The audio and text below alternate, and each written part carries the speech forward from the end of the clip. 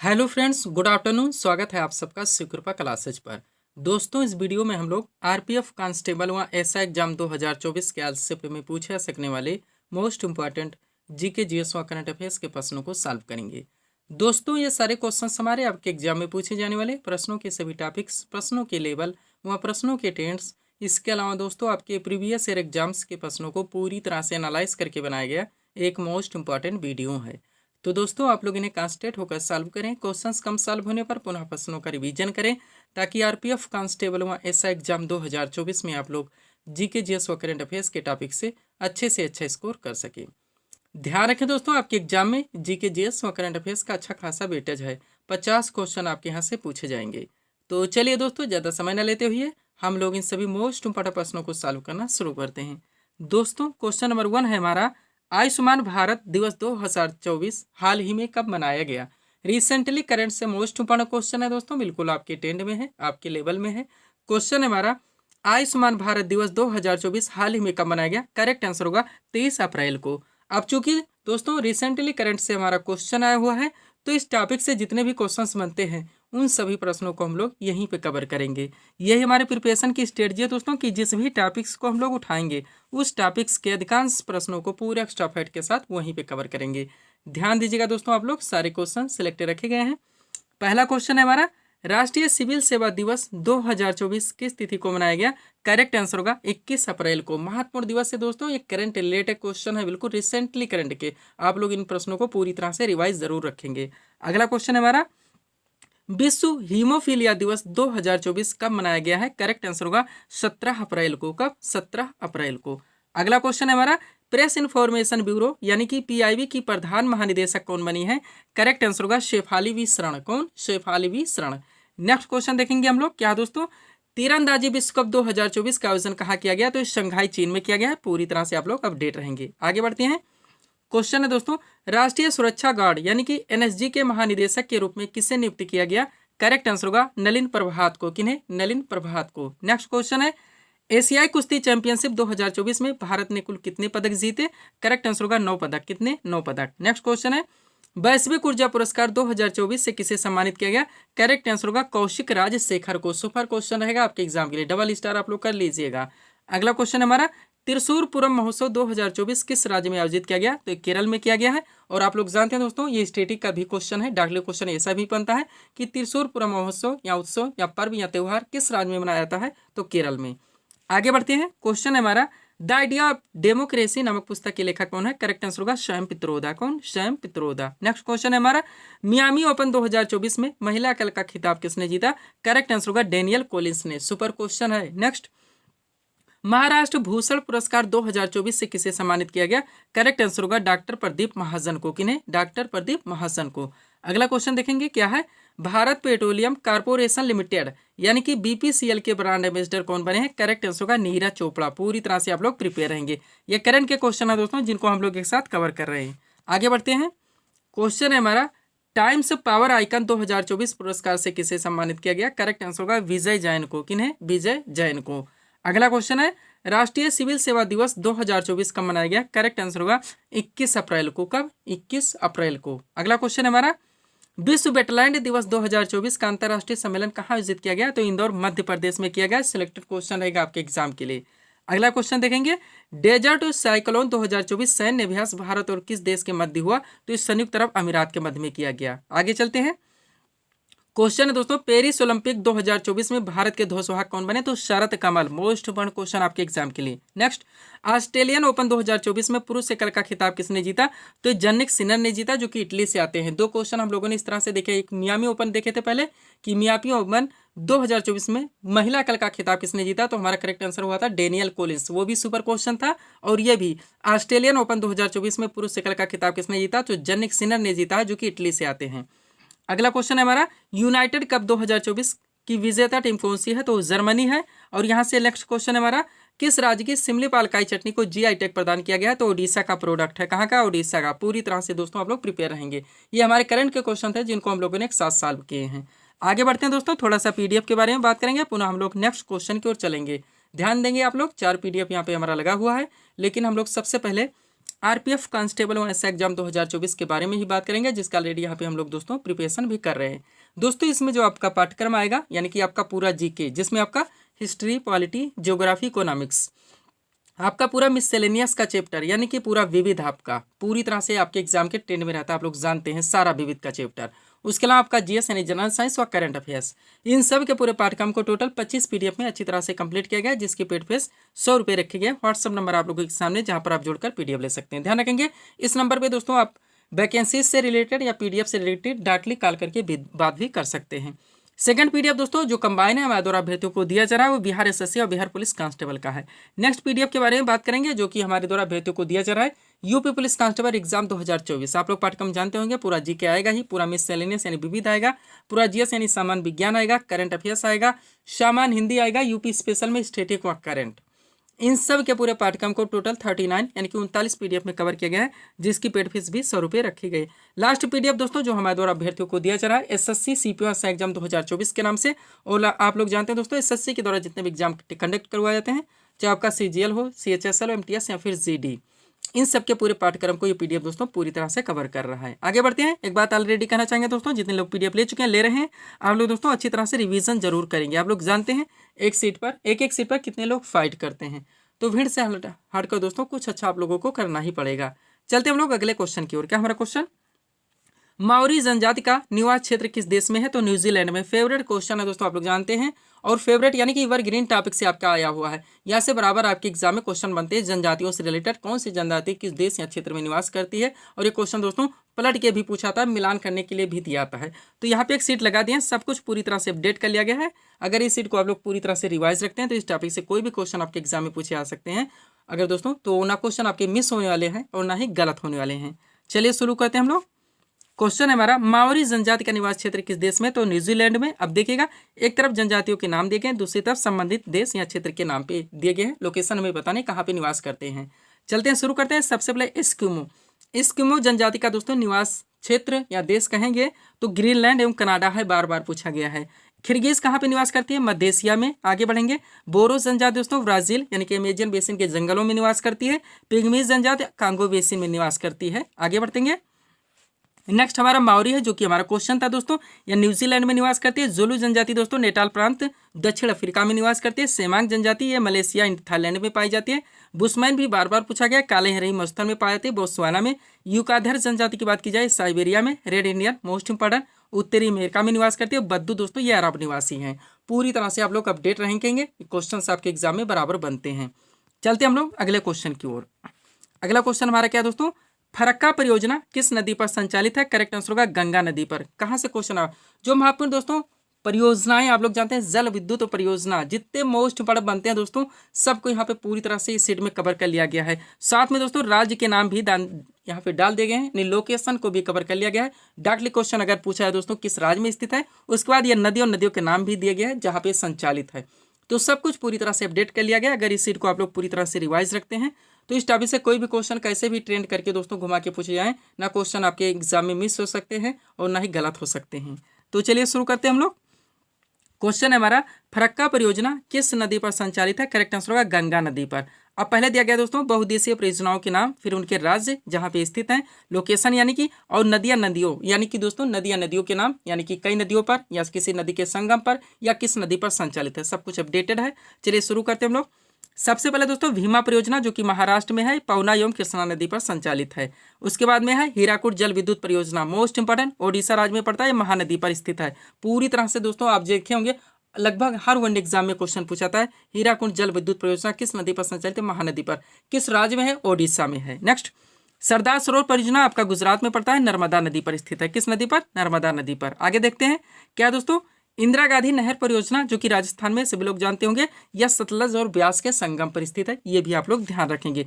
कुछ भी करें दोस्तों, कोई ट्रिक लगाएं, बार बार रट्टा मारें या पीडीएफ लेके दोस्तों आप लोग इसका रिवाइज करें, कुछ भी करें, क्वेश्चंस को आप लोगों को याद रखने होंगे क्योंकि फेवरेट क्वेश्चंस हैं और आपके टॉपिक में सारी तरह दोस्तों मेंशन किए हुए हैं।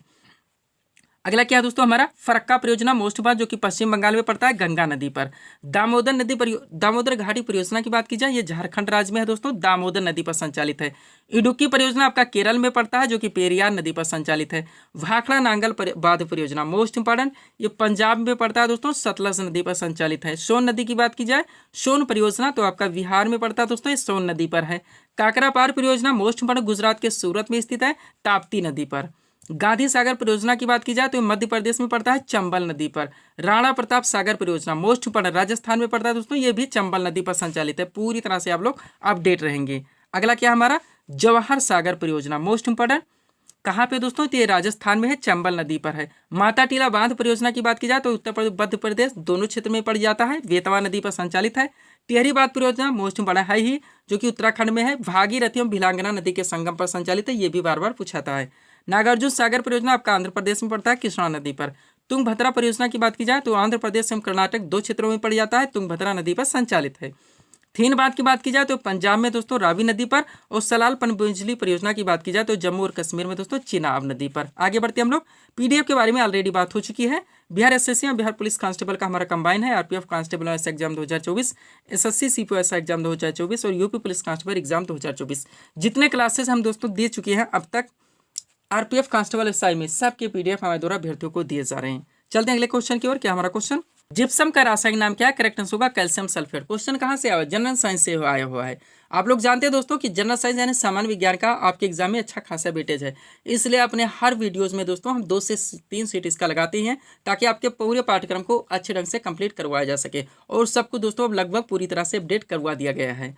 तो चलिए दोस्तों, यहाँ पे ऐसे क्वेश्चंस को सिलेक्ट किया गया है यहाँ पे, जो कि आपके सभी वन एग्जाम में बार बार पूछे थे, रिपीट होते रहते हैं, जिनका ट्रेंड इजी टू मॉडरेट है। ये सारे हाईलाइटेड क्वेश्चन है दोस्तों, जिनको हम लोग यहाँ पे सॉल्व करने वाले हैं। तो चलिए पहले क्वेश्चन की ओर चलते हैं। क्या हमारा क्वेश्चन, शुष्क बर्फ का रासायनिक नाम क्या है? करेक्ट आंसर होगा ठोस कार्बन डाइऑक्साइड। अगला देखिएगा, कास्टिक सोडा का रासायनिक नाम क्या है? करेक्ट आंसर होगा सोडियम हाइड्रोक्साइड। नेक्स्ट है, व्यंजक चूर्ण का रासायनिक नाम क्या है? तो कैल्शियम हाइपोक्लोराइड। और चूना का रासायनिक नाम क्या है? तो कैल्शियम ऑक्साइड। 4 क्वेश्चन एक साथ सेट किए गए थे इस तरह से रासायनिक नाम से, जिनको हम लोगों ने सॉल्व किए। ध्यान देंगे आप लोग। आगे बढ़ते हैं। क्वेश्चन है दोस्तों, स्टेनलेस स्टील किसका मिश्रण है? तो आयरन, क्रोमियम और निकिल का है। नेक्स्ट क्वेश्चन है, सीसी मक्खी के काटने से कौन सा रोग होता है? तो निद्रा रोग है। कौन सा रोग होता है? निद्रा रोग। आगे बढ़ते हैं। पहला क्वेश्चन हमारा, टाइफाइड नामक रोग से शरीर का कौन सा अंग प्रभावित होता है? तो 8 आंत है। और इसी के साथ देखेंगे 6 रोग यानी टीबी से शरीर का कौन सा अंग प्रभावित होता है? तो फेफड़ा है। पूरी तरह से आप लोग प्रिपेयर रहेंगे। आगे बढ़ते हैं हम लोग। अगला क्वेश्चन हमारा क्या दोस्तों, चुंबकीय फ्लक्स का एसआई मात्रक क्या है? तो वेबर होता है। इसी के साथ देखेंगे विद्युत प्रतिरोध का एसआई मात्रक क्या है? तो ओम होता है। अगला है ज्योति तीव्रता का एसआई मात्रक क्या है? तो कैंडिला होता है। और विद्युत धारा का एसआई मात्रक क्या है? तो एम्पियर होता है। चारों क्वेश्चन एक साथ ध्यान रखेंगे। आगे बढ़ते हैं। पहला क्वेश्चन है यहाँ से हमारा, डीएनए की खोज किसने की थी? तो जेम्स वाटसन तथा क्रिक ने। नेक्स्ट है, रेडियम की खोज किसने की थी? तो मैडम क्यूरी एवं पियरे क्यूरी ने। अगला है, ताप का गतिवादी सिद्धांत की खोज किसने की थी? तो केल्विन ने। वह फाउंटेन पेन का आविष्कार किसने किया था? तो लेविसी वाटरमैन ने। 4 आविष्कारक से रखे गए थे। आगे बढ़िए। अगला क्वेश्चन है, वस्तु की मात्रा बदलने पर अपरिवर्तित रहता है तो घनत्व है। नेक्स्ट, रेडियम किससे प्राप्त होता है? तो पिच ब्लेंड से। नेक्स्ट है, पेंसिल बनाने में प्रयुक्त कार्बन है तो वो ग्रेफाइट है। क्या है? ग्रेफाइट है। नेक्स्ट, सापेक्षिक आर्द्रता किसमें मापी जाती है? करेक्ट आंसर होगा हाइग्रोमीटर में। किसमें? हाइग्रोमीटर में। नेक्स्ट क्वेश्चन, नीले लिटमस पत्र को लाल कर देता है तो अम्ल है, और लाल लिटमस पत्र को नीला कर देता है वो क्या है? ये आप लोग कमेंट करके बताएंगे। नेक्स्ट, कोशिका में पाया जाने वाला आनुवंशिक पदार्थ है तो डीएनए है। क्या? डीएनए है। फुल फॉर्म आप लोग जानते होंगे, डीऑक्सीराइबो न्यूक्लिक अम्ल। तो ये थे दोस्तों जनरल साइंस के मोस्ट क्वेश्चन, जिनको हम लोगों ने एक साथ दोस्तों कवर किए हैं। बढ़ते हैं अगले क्वेश्चन की ओर। अगला क्वेश्चन हमारा क्या है, सांख्य दर्शन के रचयिता कौन है? करेक्ट आंसर होगा कपिल। कौन है? कपिल है। 6 दर्शन है, आप लोग जानते हैं दोस्तों, क्षण दर्शन के नाम से बोला जाता है।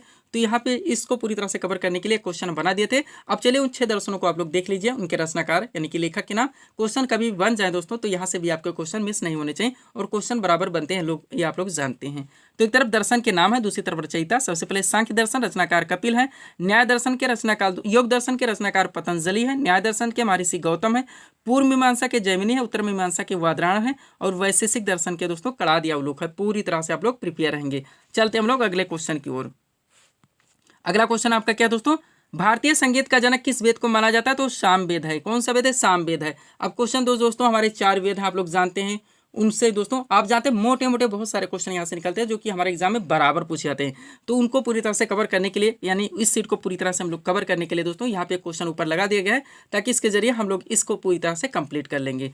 तो चलिए शुरू करते हैं। क्वेश्चन हमारा, भारतीय संगीत का जनक किस वेद को मानता है? तो सामवेद को है। कौन सा है? सामवेद। अब चलिए चारों वेदों को हम लोग पूरी तरह से कवर करते हैं। वो सारे क्वेश्चन जो कि बार बार पूछे जाते हैं सबको पूरी तरह से कवर कर लिया गया है। सारे वीडियोस के पीडीएफ भी दोस्तों हमारे द्वारा अभ्यर्थियों को दिए जा रहे हैं। सबसे पहले क्या हमारा ऋग्वेद, देखेंगे क्या क्या फैक्ट निकलता है। तो पहला फैक्ट है, यह सबसे प्राचीनतम वेद है। इस वेद में 10 मंडल तथा 1028 सूक्त हैं।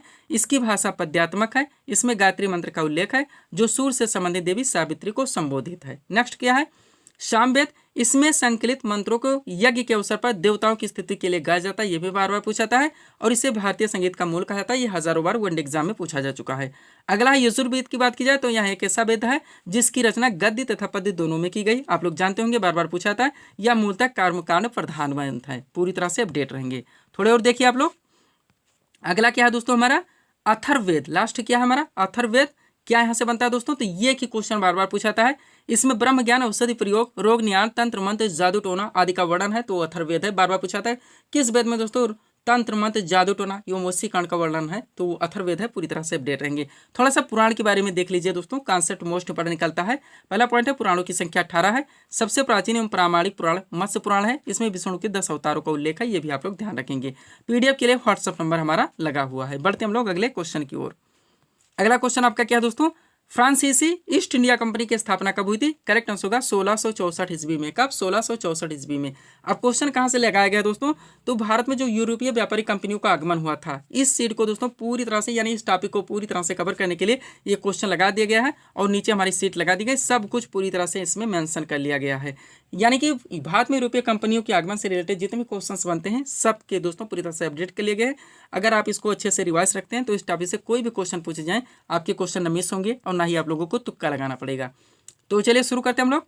फ्रांसीसी ईस्ट इंडिया कंपनी की स्थापना कब हुई थी? तो 1664 ईस्वी में। अब भारत में यूरोपीय व्यापारी कंपनियों का आगमन, ये हमारा टॉपिक था। एक तरफ कंपनी के नाम है, दूसरी तरफ स्थापना वर्ष है। चलिए शुरू करते हैं। सबसे पहले देखेंगे दोस्तों सारी कंपनियों कब कब इनकी स्थापना हुई यानी स्टेब्लिश हुई। पुनः इनसे जो क्वेश्चन निकलते हैं सबको हम लोग एक साथ कवर करेंगे। पहला, पुर्तगाली ईस्ट इंडिया कंपनी जिसकी स्थापना हुई थी 1498 में। नेक्स्ट है डच ईस्ट इंडिया कंपनी जिसकी स्थापना हुई थी 1602 में। अगला है अंग्रेजी ईस्ट इंडिया कंपनी जिसकी स्थापना हुई थी 1600 में, और डेनिश ईस्ट इंडिया कंपनी जिसकी स्थापना हुई थी दोस्तों 1616 में। आगे बढ़ते हैं, 2-3 और रह गए हैं। क्या क्या है दोस्तों? अगला है आपका दोस्तों फ्रांसीसी ईस्ट इंडिया कंपनी, जो हमारा क्वेश्चन था 1664 में स्टेब्लिश हुई थी, और स्वीडिश ईस्ट इंडिया कंपनी दोस्तों 1731 में स्टेब्लिश हुई थी। पूरी तरह से ध्यान रखेंगे। ये डायरेक्टली क्वेश्चन है जो कि बनते हैं और क्या क्या क्वेश्चन यहाँ से निकलते हैं दोस्तों उनको आप लोग देखेंगे। चलिए पहले क्वेश्चन की ओर चलते हैं। क्या है? पुर्तगालियों ने अपनी पहली व्यापारी कोठी कहाँ पर खोली? तो कोचीन में। यहाँ पे कंफ्यूजन नहीं होने दोस्तों, इसलिए इस क्वेश्चन को यहाँ पे डाला गया है। नेक्स्ट है, फ्रांसीसियों ने अपनी पहली व्यापारी कोठी कहाँ पर खोली थी? तो सूरत में। व अंग्रेजों ने सबसे पहले अपनी व्यापारी कोठी कहाँ पर खोली थी? मसूलीपट्टनम में। तीनों ध्यान रखेंगे। अगला क्वेश्चन है, वास्को डी गामा 17 मई 1498, ये डेट और इस भी आप लोग नहीं भूलेंगे, को भारत के किस बंदरगाह पर पहुंचा था? तो कालीकट पर। बार बार हम लोग पढ़ते चले आए हैं। नेक्स्ट है, वांडीवास की लड़ाई कब और किन के बीच में लड़ी गई थी? तो 1760 में लड़ी गई थी, फ्रांसीसियों और ब्रिटिशों के बीच में। नेक्स्ट है, बेदरा का युद्ध कब और किन के बीच में दोस्तों हुआ था? तो 1759 में ये हुआ था, अंग्रेजों और डचों के बीच में। ये भी पूरी तरह से आप लोग दोस्तों रिवाइज रखेंगे। चलते हम लोग अगले क्वेश्चन की ओर। अगला क्वेश्चन हमारा क्या है? विधानसभा सदस्य बनने के लिए न्यूनतम आयु सीमा कितनी है? तो 25 वर्ष है। कितनी है? 25 वर्ष है। क्वेश्चन कहाँ से आया दोस्तों? जो भारत के मुख्य पदाधिकारी से संबंधित की न्यूनतम जो आयु सीमा होती है बराबर क्वेश्चन बनता है। तो यहाँ पे दोस्तों इस सीट में सब कुछ कवर कर लिया गया है। इस सीट को आप लोग रिवाइज रखेंगे तो इस टॉपिक से कोई भी क्वेश्चन पूछे जाएंगे वो क्वेश्चन आपके इजिली सॉल्व हो जाएंगे। तो चलिए शुरू करते हैं हम लोग। विधानसभा सदस्य बनने के लिए न्यूनतम आयु सीमा कितनी है? तो 25 वर्ष। अब भारत के मुख्य पदाधिकारी से संबंधित उम्र संबंधी तथ्य यह हमारा टॉपिक था। अब एक तरफ पदाधिकारियों के नाम है, दूसरी तरफ उनकी न्यूनतम आयु सीमा। सबसे पहले देखेंगे राष्ट्रपति और उपराष्ट्रपति दोनों एक साथ, क्योंकि दोनों की दोस्तों यानी राष्ट्रपति और उपराष्ट्रपति बनने के लिए न्यूनतम जो आयु सीमा निर्धारित की गई है वो 35 वर्ष है। लोकसभा अध्यक्ष के लिए 25 वर्ष है, राज्यसभा सदस्य के लिए 30 वर्ष है, राज्यपाल के लिए 35 वर्ष है। आगे बढ़ते हैं हम लोग। अगला क्या दोस्तों हमारा? राज्यपाल का कितना दोस्तों? 35 वर्ष। यहाँ तक हमारा हो चुका है। विधानसभा सदस्य के लिए 25 वर्ष और विधान परिषद सदस्य के लिए 30 वर्ष है। ये भी आप लोग ध्यान रखेंगे। इसी के साथ 2 पॉइंट और देख लीजिए। पहला है मतदान करने की न्यूनतम आयु सीमा तो 18 वर्ष है, और ग्राम पंचायत सदस्य बनने की न्यूनतम आयु सीमा दोस्तों 21 वर्ष है। ये भी आप लोग ध्यान रखेंगे। तो ये थे दोस्तों इस सीरीज के टॉप एमसीक्यूज के प्रश्न जिनको यहाँ पे हम लोगों ने सॉल्व किए हैं। उम्मीद है दोस्तों आप सभी लोगों ने सॉल्व किए होंगे और देखे होंगे कि यहाँ से आपके कितने प्रश्न सही हो रहे हैं। तो दोस्तों इसी तरह के वीडियोस के लिए आप हमारे स्टडी चैनल से कृपा क्लासेस से जुड़ें और चैनल को सब्सक्राइब करें ताकि हमारे द्वारा दिए जाने वाले सभी वीडियोस आप क्रम से सबसे पहले देख सकें। तो मिलते हैं दोस्तों नेक्स्ट वीडियोस में। Thanks for watching.